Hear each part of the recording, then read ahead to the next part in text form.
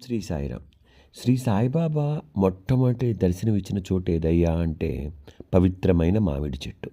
ధూప్‌ఖేడ మరియు ఔరంగాబాద్ మధ్యలో పచ్చదనంలో పవిత్రమైన మామిడి చెట్టు ఉందండి.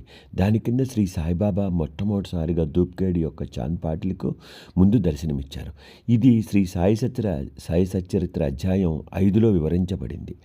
ఇక్కడ అద్భుతమైన దైవిక సమావేశం జరిగింది.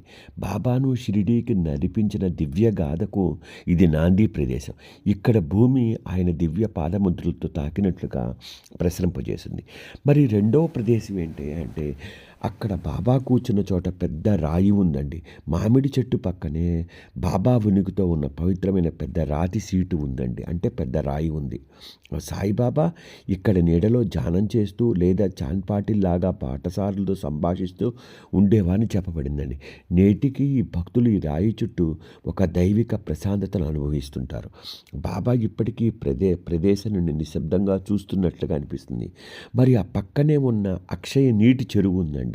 సట్కా యొక్క నేల మీద కొట్టగానే నీరు ఉద్భవించిందని సాయి చరిత్రలో చదువుకున్నామండి. ఆ నీరే ఇప్పుడు ఒక చెరువుగా మారింది.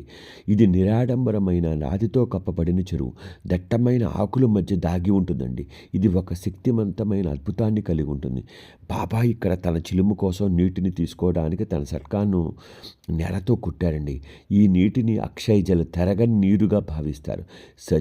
స్వచ్ఛమైనదిగా, త్రాగడానికి అనువైనదిగా మరియు ఎల్లప్పుడూ స్వచ్ఛంగా ఉంటుందిగా భావిస్తారు.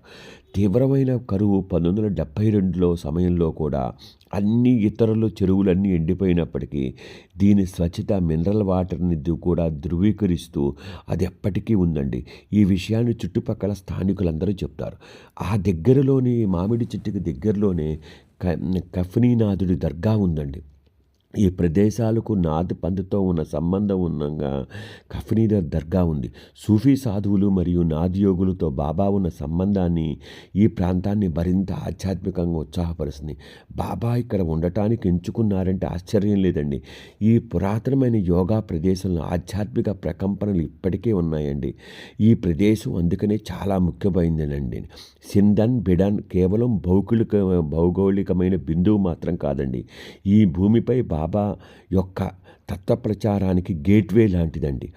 బాబా షిరిడీ ప్రయాణికి చేసిన జన్మస్థలం ద్వారా ఇది గుర్తించబడింది.